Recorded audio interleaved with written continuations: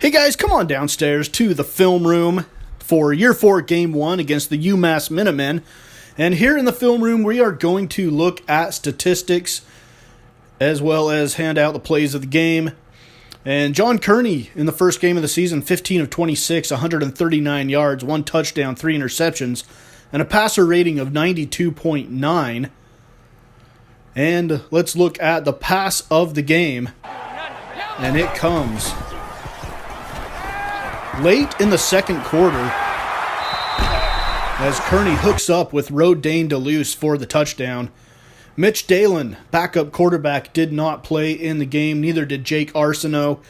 We're going to do a card like this for each player on the team. Alan Young is a redshirt quarterback, as is Dante Summers. And that way we can keep track of statistics throughout the season and throughout the years. We'll also have a card for their stats, their season stats, when the season's over. So Marquez Trigg, 22 carries, 91 yards, 2 touchdowns, a 4.1 yard average. No explosive plays on the day for Marquez Trigg. And the run of the game comes late in the fourth quarter, 34 seconds to go. And this would put Southern Utah, put us on top for good, 24-17. Christian Taeli was a pleasant surprise at the backup running back position. He had 10 carries for 35 yards and a 3.5 yard average, but again, no explosive plays from Christian Taeli. Toa Afatasi, 3 carries for 22 yards, a 7.3 yard average, and no explosive plays. And John Kearney, the quarterback, had 11 carries for 76 yards, a 6.9 yard average, and no explosive plays. So there were no explosive plays in the running game whatsoever. Rayshawn Martin is redshirt, DMP redshirt. He is a senior redshirting. Pete Williams did not play. Corey Cook also did not play, and I think Corey Cook redshirted last year. So this is his redshirt freshman season. William Black also did not play. Receiving, tight end William Adams, 2 catches, 17 yards, 8.5 yard average, no touchdowns and no drops. Justin Smith, the backup tight end, I believe he played, so that should probably say no stats rather than DNP. Todd Glover, 3 catches for 35 yards, 11.6 yard average, no touchdowns and no drops. For Todd Glover, Josh Smith, not a great stat line for him. No catches, but 1 drop in game number 1. We'll look for that to improve as the season goes on. Naya Ursua, 3 catches, 29 yards, a 9.6 yard average. He did have 1 drop, but he does garner the catch of the game on this play here from the first quarter. No, the second quarter, sorry. From the touchdown drive that put us on the board finally, as he caught that deflected pass to give us a first down. Rodane DeLuce with 1 catch for 25 yards and a touchdown. And we'll go ahead and give him the co-catch of the game. His 1 catch for the touchdown. That tied the game at 7 after UMass had marched down and scored. We came right back and matched it. Marquez Trigg had 6 catches for 33 yards and 5.5 yard average out of the backfield. No touchdowns, no drops for Marquez Trigg.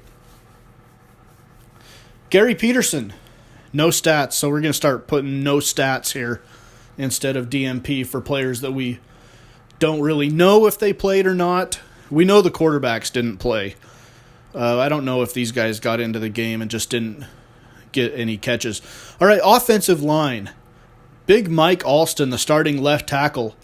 No sacks allowed. No pancakes, no penalties, a grade of 1.04. Now, there's a method to the way I'm grading the offensive line, and I'll go over that Here, no stats for Steve Clark, the backup left tackle, nor Josh Upshaw. So the way I'm grading is I'll go through each play and analyze the offensive linemen. And if they just got flat out beat, as you see, PJ Ta'eo Tawanu'u had a 1.07 grade. If they just flat out get beat, they get a 0 on the play. If they did their job, but it didn't really have a huge effect on the play, they get a 1. Center Tony Sirocco a 0.96 grade. If they had a direct positive impact on the play, they get a 2. So, and then I will average it all out. So the grades are all between 0 and 2. Craig Hamilton, a 0.98. He's the right guard. Gary Williams, no stats. Brandon Moore, no stats. Vincent Hartman, the right guard, no stats. He's a backup. And at right tackle, Ryan Rhodes, no sacks allowed, no pancakes, no penalties, but he had a grade of 1.10. And that is the highest grade of any offensive lineman in game number 1. So we give him the offensive lineman of the game. As we see him on this run block, move the defensive end almost clear to the sideline.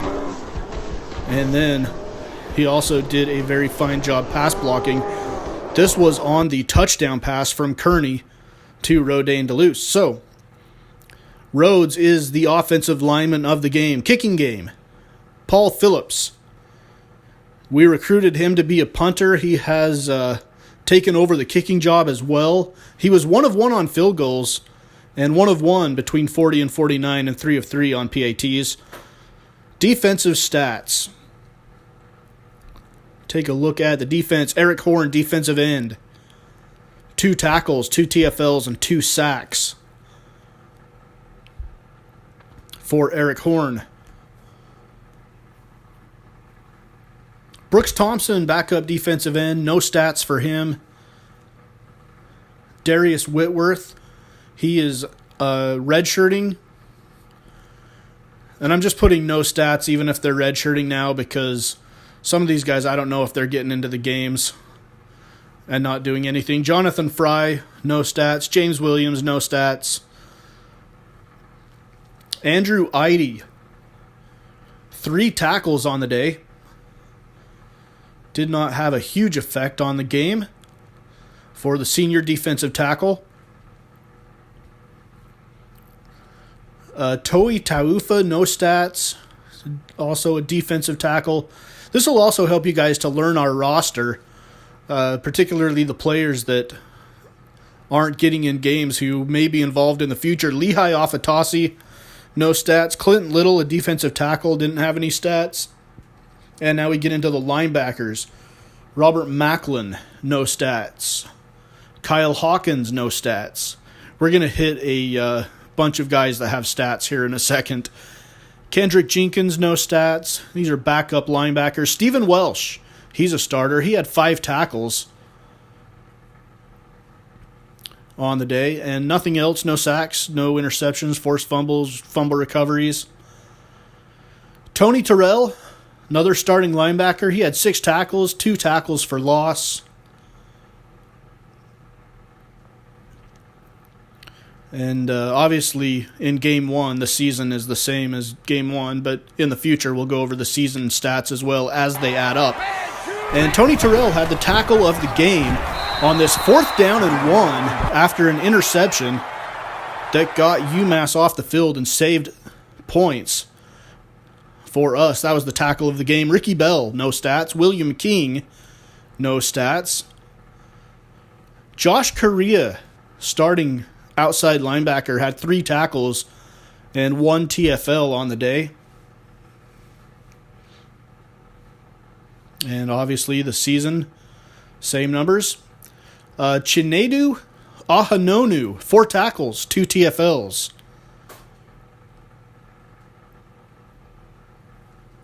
Here in game number 1.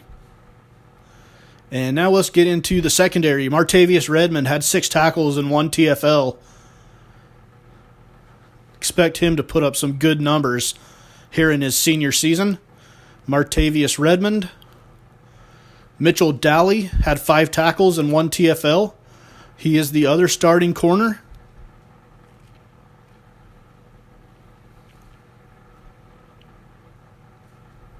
Eddie Garrison, 2 tackles, 1 TFL, and he had 1 interception.